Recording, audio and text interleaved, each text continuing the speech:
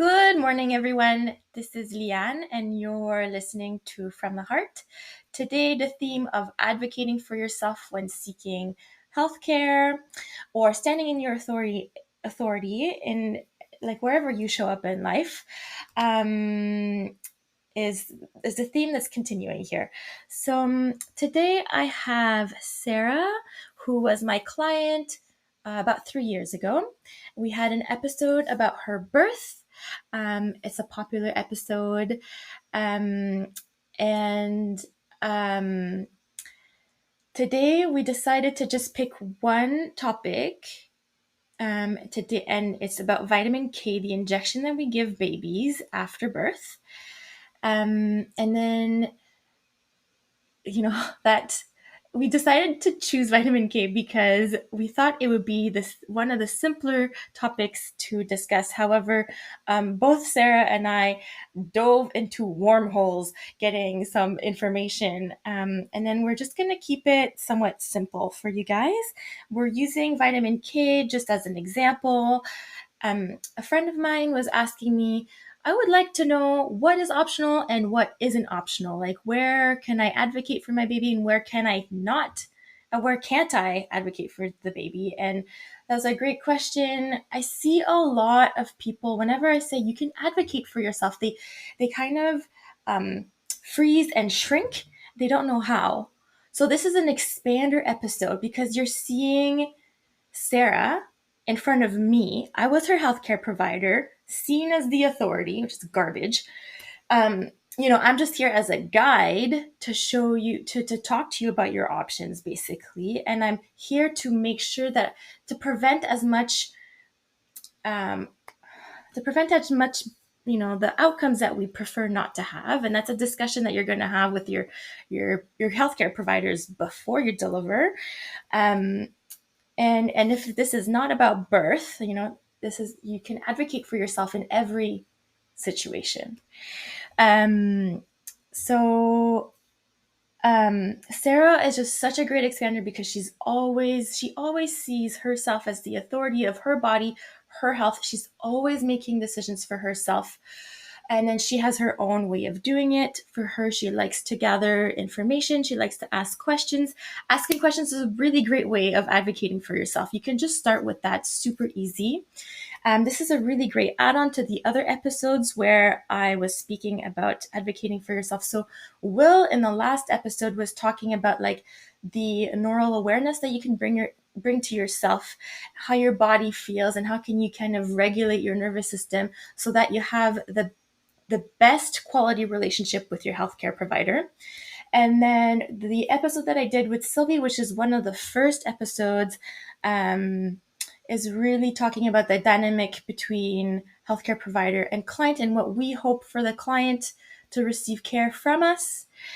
And simple ways, again, of advocating for yourself. So this is an add-on. And so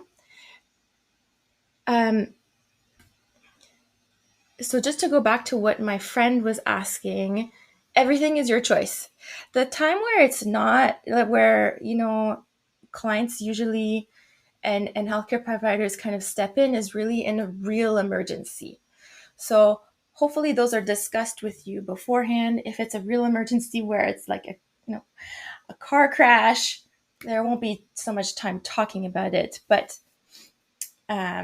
if you're awake and you're capable, you can always ask questions or get an advocate to ask questions for you.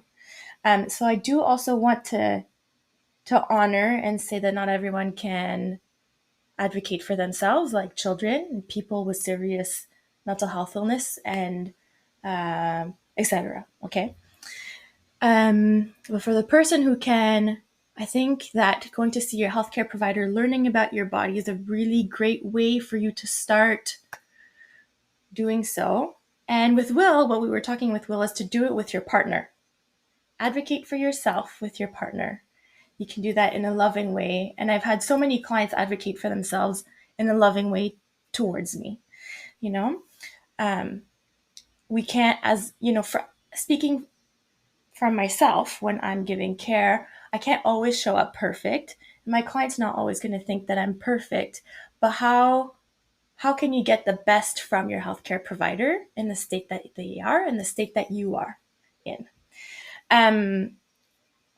So I just want to give people a little bit of a background on vitamin K, because the part where we discuss it with Sara, I don't start off with the foundation of what vitamin K is. So vitamin K injection is often given to babies after they are born.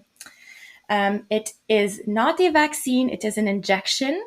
A vaccine helps us, is supposed to help us create immunity for against a pathogen or an infection. Vitamin K is a synthetic form of a vitamin. We offer to give the vitamin K shot to babies because they have a lower amount of vitamin K1 in their bodies. And if you take all the babies, low risk, moderate risk, high risk babies, you put them all in one group, they don't receive the vitamin K shot, there's a 1 chance, we say 1 in 10,000 chance, that the baby could have an internal hemorrhage internally. I said internal 2 times. Okay, thanks. And so out of those babies, some of those babies will have a serious hemorrhage that could cause lifetime, can cause, what's the word? Can cause like a serious consequences for the rest of their life, and can also cause death. There are tons of risk factors, and there are 3 types of vitamin K deficiency bleeding. So I'm not going to go through those. Interestingly, when I was looking up the vitamin K's, there's 2 types of vitamin K. In the medical world, we tend to mix them up. So vitamin K1 is what we give synthetically to the baby. However, vitamin K1 is the real type, is found in plant foods, and it's most abundant in leafy greens, while vitamin K2 is found in animal foods and fermented plant foods, so your sauerkraut and things like that. Vitamin K1 travels to our livers, and it's in the liver where we use vitamin K to make a protein that helps with blood clotting. And vitamin K2 is produced by the gut flora, and it helps with bone and cardiovascular health. So, and interestingly, I was also reading that if we give vitamin K as a supplement, so vitamin K1 as a supplement to moms, and that woman is breastfeeding her child, what will come out of her breast milk is more vitamin K2. It won't be a higher dose of vitamin K1, it'll be a higher dose of vitamin K2, which means that we don't understand how we use vitamin K's and what happens in the body. So vitamin K is like one of the newer vitamins that research and science has kind of found, and so we know a little less about what happens with that in the body. Sara will kind of go through, she'll explain a little bit about her process and how she chose what she chose. And so we're going to talk about the evolutionary role in certain things. So there's a lot of things that we say, oh, babies get this, like vitamin K, right? Vitamin K for all babies is lower when they're first born, then it decreases after they're born, and then it starts increasing later on. The risk of hemorrhage starts from birth until 6 months. The vitamin K injection helps with 2 out of the 3 hemorrhage types that could happen from the vitamin K deficiency bleeding. I also want to note that there are more types of hemorrhaging that can happen to babies. So when we speak of evolutionary stuff that we make abnormal in the world of medicine, which is like in the world of medicine, it's about pathology, right? So that's what we deal with. And sometimes there are also positive effects from what we have evolved to be. So I just want to give examples, even though we don't know what's the benefit of having lower vitamin K levels in the body of a newborn today. There's actually some evidence. I just want to give examples of other things so bilirubin is what causes jaundice, and everyone makes a big hoopla about jaundice, and rightly so. There are side effects to jaundice in a small amount of babies that have too much of it. So, however, bilirubin, which is what causes jaundice, and babies make a higher level of bilirubin at birth. That's why a good chunk of babies are yellow in their sclera, so in the whites of the eyes, and in their skin, their face, their chest, So I'm going to put these in the resources or in the show notes. Bilirubin potentially exerts a neuroprotective effect during the first week of life. This is when they were looking at HIE, so hypoxic ischemic encephalopathy, which I can't pronounce in English. But basically, that HIE is when a baby suffered from like a severe lack of oxygen at birth, and it has a lot of criteria of what makes it HIE. Those babies are in the NICU for a long time with treatment to try to reverse the damage, potential damage. It doesn't mean that they will have damage. But in this particular study, they showed that bilirubin was protective to the outcomes of those babies. And then there was another study that showed that this normal type of jaundice could also have an evolutionary role in protection against early onset neonatal sepsis.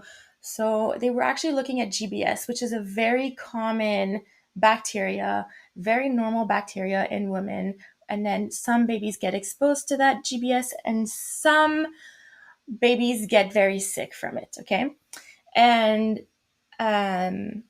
they were seeing that the bilirubin in the babies could help decrease the severe infection in babies. I would also like to say that as I was looking through a lot of information on vitamin K, I wish that there was a bit more discussion around delayed cord clamping. And because when we delay the cord clamping in babies, we know that it increases the amount of iron that a baby has for at least 6 months, because that's how far the research went. And of course, there's stem cells in the blood that babies receive from their placentas. And so there's lots of things that we don't know what the benefits are. There's a lot of research that shows that it is safe to do delayed cord clamping for. If the baby has a higher amount of iron, could that help with the vitamin K deficiency bleeding? So that's a question that maybe science can look into later on. And then I know that babies can die from circumcision, or what I prefer to call male genital mutilation. And so I would like to know if vitamin K injection helps, or injection or oral vitamin K helps with reducing the hemorrhaging from that mutilation. Maybe the hemorrhages that happen from the mutilation is a different type of hemorrhaging. I'm not sure. but just questions I have on my brain. And so a reason why I am doing this, and I am an advocate for people to advocate for themselves, and why I think it's so important is because I'm seeing a lot of people fear the medical system. Rightly so. I also kind of lean towards that side of the pendulum, and I understand it. It comes from a very normal place, and honestly, fear is not where intuition is. Fear fear can also kind of create a state that doesn't get the best care for ourselves when we are there seeking it. And so there is nothing that felt better to me when a client would advocate for herself, stand in her authority of her health and her choices, and then used me to stand even more in her authority. So um, instead of fearing the care that I could provide her, and we're seeing a lot of that. People are like not wanting to get care until the very last kind of resort thing, and it doesn't have to be that way. Um, you can always say no. When I go in and I talk to a physician, I say I am unlikely gonna take any kind of medication. I'm here for your information, and I'll do what I want with it. It actually brings them right down, and then they know how to talk to me. Um, so um, hopefully you can kind of see the dynamic with me and Sara doing that for herself. She does mention the episode's not really on erythromycin ointment, but she does mention it. It's the eye drops or eye ointment, and erythromycin is an antibiotic. The reason why it is offered to clients is because if a woman is in labor with chlamydia or gonorrhea, there's a chance that the baby could have an eye infection afterwards. There's a 21% chance that the baby could have an eye infection if that was the case. And so, and then a percentage of those babies can have blindness from that. In reality, what really happens if a woman has chlamydia or gonorrhea in labor is we should try to avoid exposure to the baby, so which means that a C-section would be recommended before the water is broken, preferably. There is a 21% risk of conjunctivitis, which is an eye infection, but there's also a 50% risk of having pneumonia, which is a lung infection. The best thing to do, recommendation, would be to not have chlamydia and gonorrhea at the end. I know that that's more difficult for some clients. And so you can test yourself in the third trimester if you are at risk. That means if you have multiple partners or your partner has multiple partners, you know if you have risk factors, or maybe you don't know and you just want to be on top of things. The eye ointment today doesn't seem to be that effective. So because midwives and physicians and nurses kind of got together, it's no longer a law. However, it is still something that is done to babies. Actually, I want to go back to the vitamin K. Your baby, if your baby receives vitamin K, you can always advocate the vitamin K injection. You can always advocate for the baby to receive it while you are breastfeeding your baby. If you can't breastfeed your baby or feed your baby or hold your baby, then your partner can hold your baby skin to skin and put like a finger in their mouth to reduce the pain that comes from that. Depending where you live, there are different options. You can go get vitamin K from different pharmacies if you have more holistic pharmacies around. You have different options, and that's why you have a healthcare provider to kind of help you navigate what is accessible in your community. And of course, I should have said this at the beginning. If you are listening to a podcast to get recommendations or to get midwifery care somehow through your microphone, through your whatever, what are they called? The things that the sound comes out of. Maybe you should get your brain cells checked or just turn off the podcast, okay? You're not getting care from a podcast. You're just getting expansion and you're getting my ideas, okay? And I'm no longer a midwife. I am retired, so you cannot get any recommendation from me. Okay, with that said, have a great expansion from Sara. Hi, everyone. Today I have Sara again, who the episode we did together is the most listened to. Oh my. Yeah, it still is. And today is about advocating for yourself. And so Sara is going to expand us on how she navigated care with me and then her other midwives. And the topic we decided today to kind of give an example of was the vitamin K shot that we give to newborns. So just like a little synopsis is just that vitamin K is something that we offer all of our clients, and we in the medical world and midwifery world, we tend to recommend the shot, but there are more options than that. And so that's something that Sara had to navigate with me, and then again with her second child. Yeah. Yeah. And the point is right now, after these last 4 years, there's that I feel, or maybe it's because I'm gone and people are coming to me more with their concerns, but I feel like there's a lot more skepticism of what is going on. And I think questioning things is really good. But I also see people kind of springing right to the other end of the spectrum where they have no trust in care. And so I just want to give people that there is a balance here, that you always have your spine, you can always come back to yourself, and you can always get safe care, whatever you feel is safe. So Sara.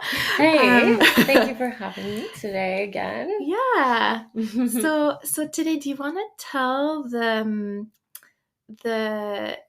listener to explain how you learned about vitamin K, and then when you were pregnant, how you went about seeking more information to make the decision that you wanted to do? Yeah, absolutely. So, when I was pregnant for my first time, I was diving very deep into all things birth/natural birth. And as spoken about on your previous podcast, one of my hugest resources was with Ina May's books. And basically, me and Dallas were discussing so much like scenarios and preparing ourselves for like birth and when the baby is actually born, what protocols we need to be aware of and how we are going to navigate the decision making right there. Where in Ina May's book, she highlights the erythromycin shots for the drops, Yeah. for the eyes, and then the vitamin K shot is which like two things that you really need to know what you're doing with the baby in the first 24 hours. And so those were important things for us to kind of learn about and figure out where we stood on those decisions, and of course like why and for which choice we would make for ourselves that made sense for us in our situation. And what I found so interesting and I think very mind-blowing is that like we do have choices which often aren't talked about in any medical healthcare provider. Like they're not usually telling you the choices, which you would think, you would hope that they would. But I feel today in Canada, here we are, we have to kind of do our own research to figure out that we do have choices. So I love talking about this because it can be very mind-blowing for people. Mhm. And I just want yeah. to like emphasize that like when I would give my vitamin K informed choice discussion to clients, I Yeah. actually would rarely ever tell my clients that they could get other options than the Yeah. shot. So it's true. Yeah. Yeah. Mhm. So first of all, like I'll just say there are 3 choices that I know of Mhm. anyways. There's the intramuscular shot. Um then there are oral drops, which you as a parent will administer to the child. And then there's not taking anything. So there are 3 Mhm. choices.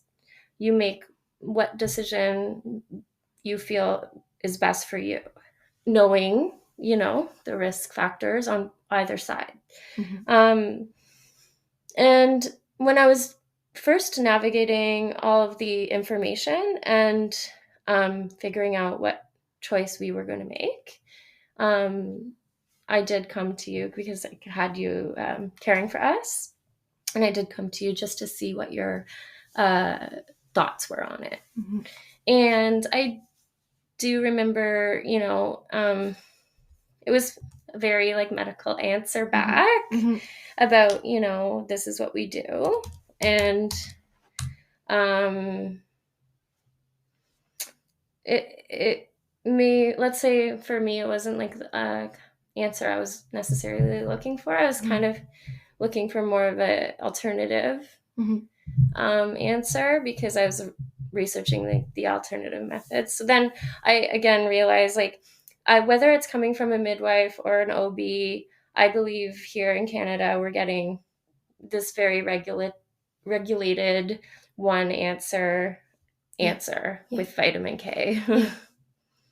So um, it brought me back to, my intuition and having to like do my own research on the subject and make my decision for my family, for with my partner, for our baby. Yeah. We just took it into our own hands. Yeah. Yeah. Yeah. That's a really good answer.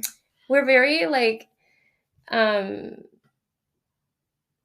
it's not like we're making ignorant decisions. Like I feel we are considering all factors. And for example, like when we feed our family and when I buy food at the grocery store, I'm constantly looking at like ingredients and what we're putting into our bodies. So it's the same idea, whether it's like food or um, products that I use on my skin, on my hair.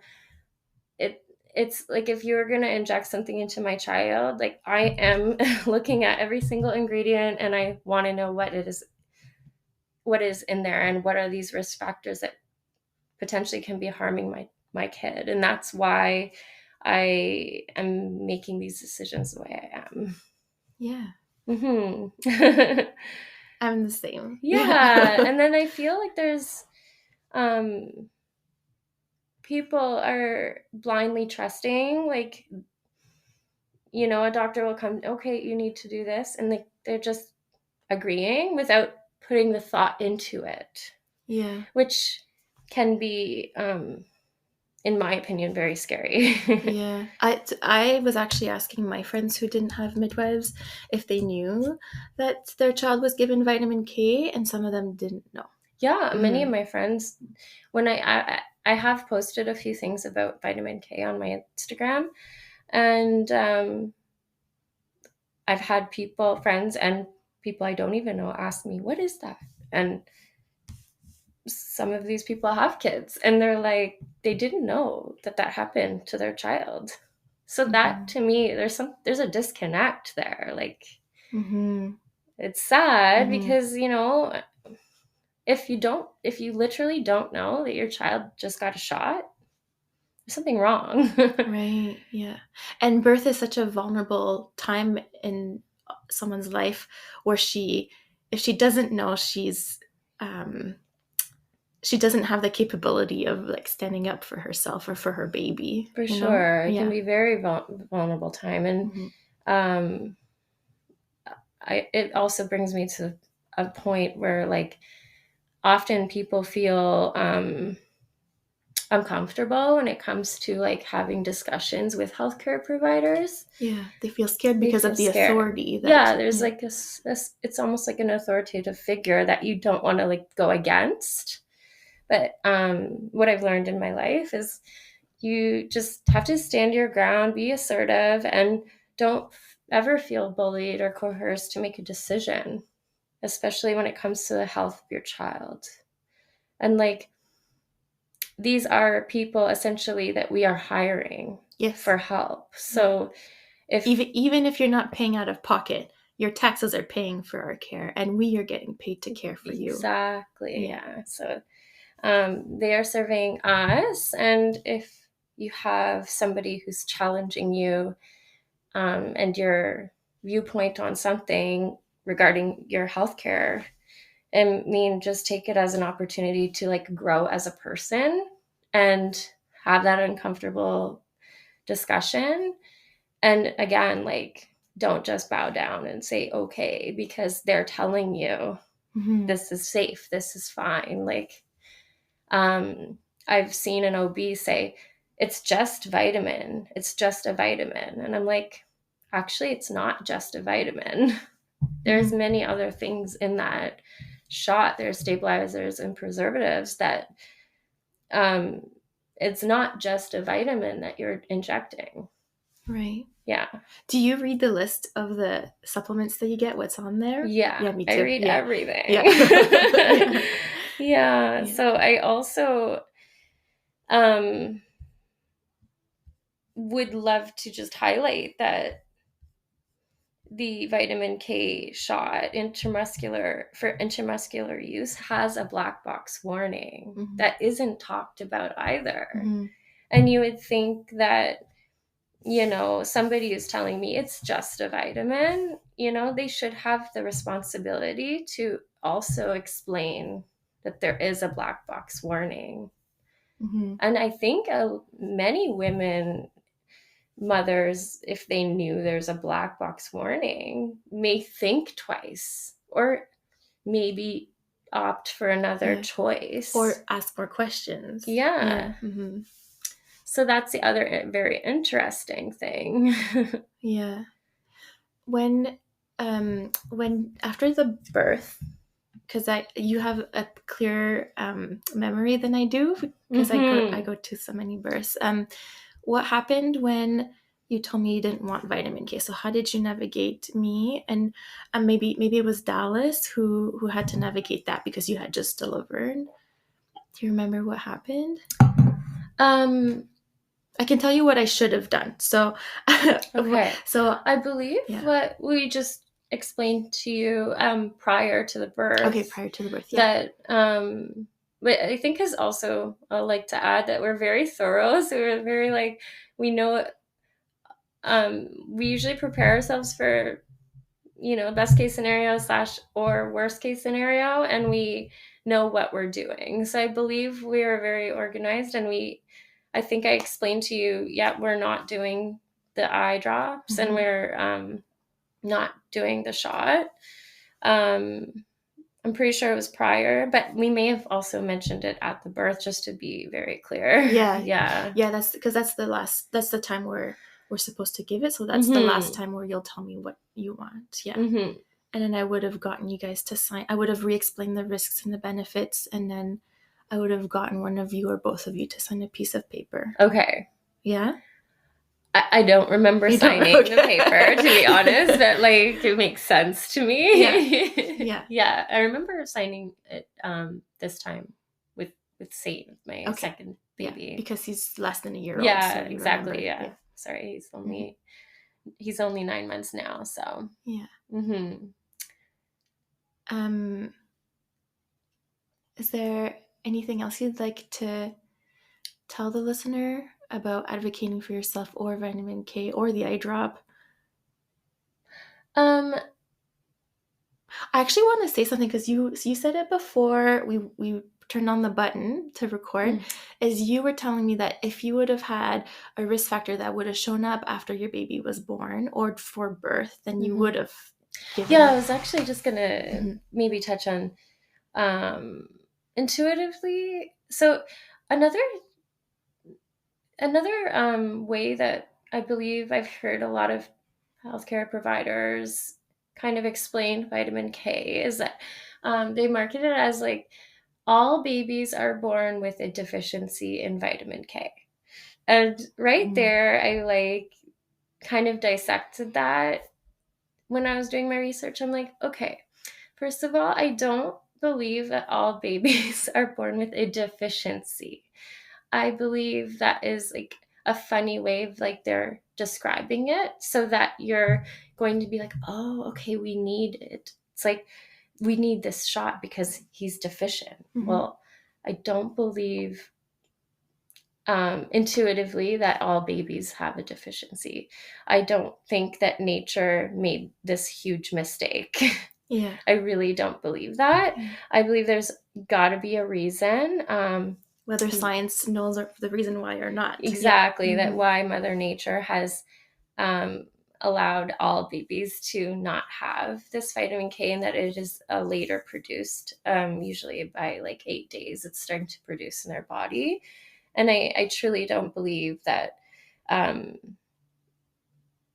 like, it's not without reason. And Yeah. so that is a part of my intuitive decision into why um, being a low risk birth and having low risk factors and having a great births for my kids, like Mm. that we made the decision not to inject them.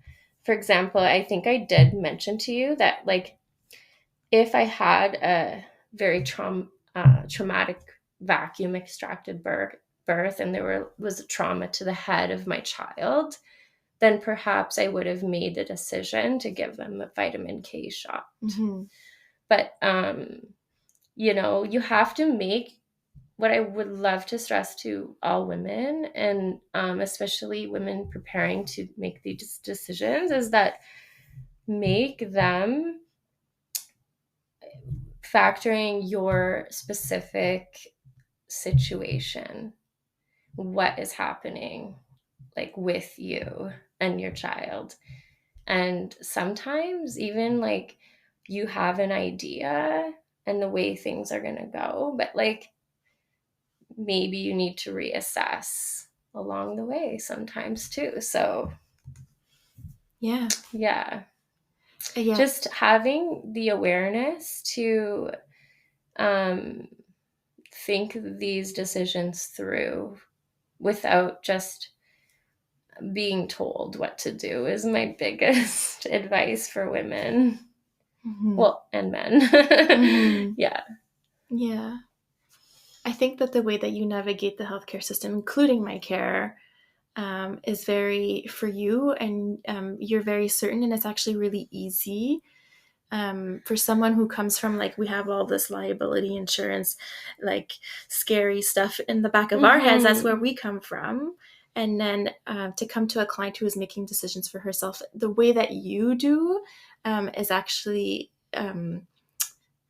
is really nice because that's the whole point of midwifery care in the first place. That's why I went to school that way. Mm-hmm. And it's also like it also the way that a client presents herself and makes a decisions and talks back to you and answers your questions um, goes a long way as well. So that's it. Like an advocating for yourself is just how you present yourself and where your decisions come from. Thank you. Mhm. Yeah.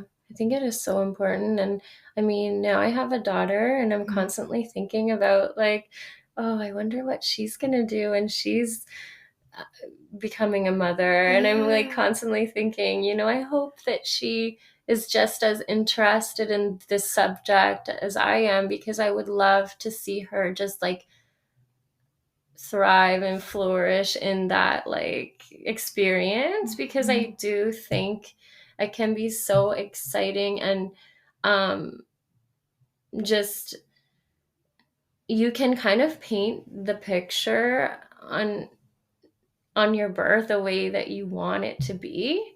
Doesn't have to be this like scary. um I feel like women can just be like past to like all these different rooms and pushed here and pushed there and like hooked them up to this, and then the woman just like being thrown around. That's the way I look at it sometimes in the typical health medical world. Medical world birth, whatever. I'm sorry, I'm losing my words right now, but like I just feel it can be so much more calm and zen, and you can really enjoy it. And I would just love to see my daughter like really enjoy it the way I have. Yeah.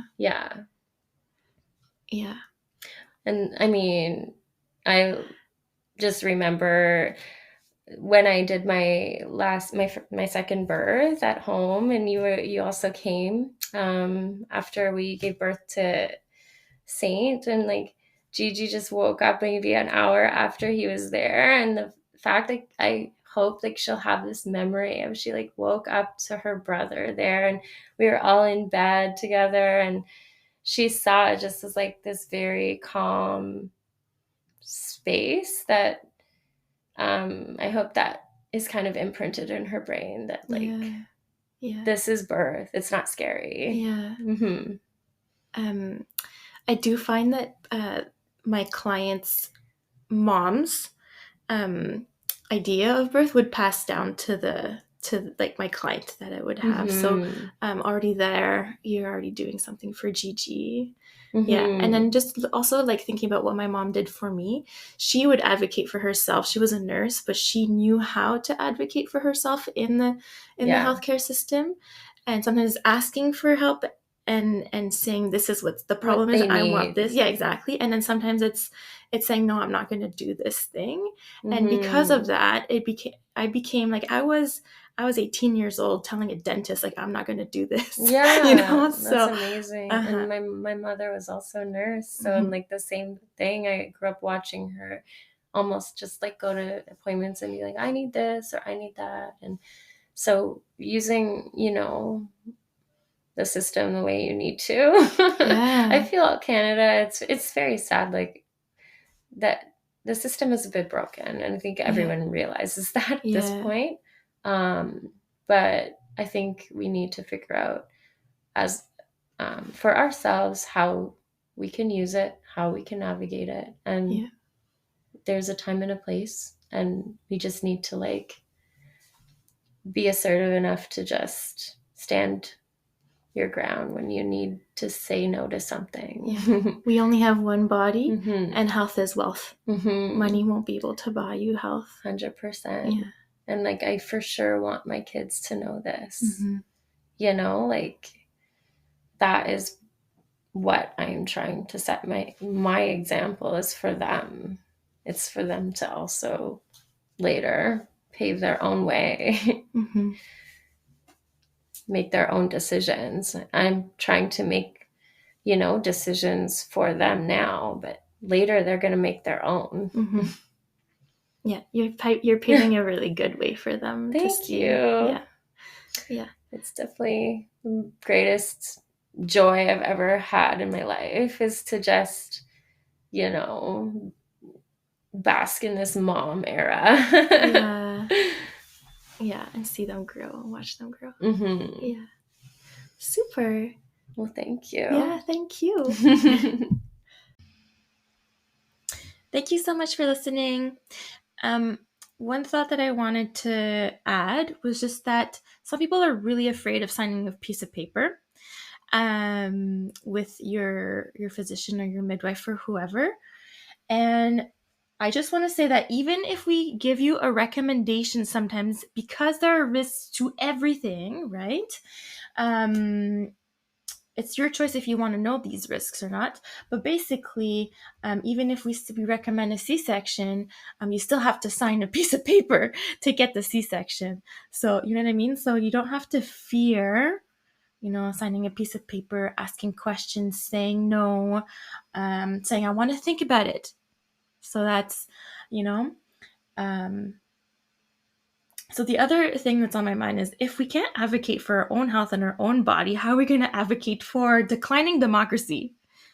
And like what I was saying is you can kind of start with advocating for yourself with your partner, advocating for yourself with your neighbors, your parents, and you start from there, and then it grows. And when you learn and seek care for your health, it's just a learning opportunity for you, and seeing where you feel uncomfortable or where you feel comfortable, where it gets easier. And hopefully this episode was expansive in showing you that it's possible, and a bit of the how, the energy behind what comes across when you're advocating for yourself in a place where you're grounded and you're feeling more sure about yourself. So I hope that you have a great rest of your day. Extra bonus information. I just, as I was looking through the information on vitamin K, I saw that exclusive breastfeeding was considered a risk factor for the vitamin K deficiency bleeding. However, when I looked deeper in information that is not accessible to the public, I realized that the majority of the babies who are labeled with that risk factor for their bleeding actually often had an underlying illness, mainly cholestasis. So this is an unhealthy baby. Also, when you look at the overall neonatal, so baby coagulation system, we know that, I'm just going to read this maybe outside, that the bleeding time for baby is short in babies, shorter than their mothers. And so, in summary, neonates have an excellent homeostasis despite the apparent functional immaturity, resulting in relatively few clinical coagulation problems for the healthy term infant.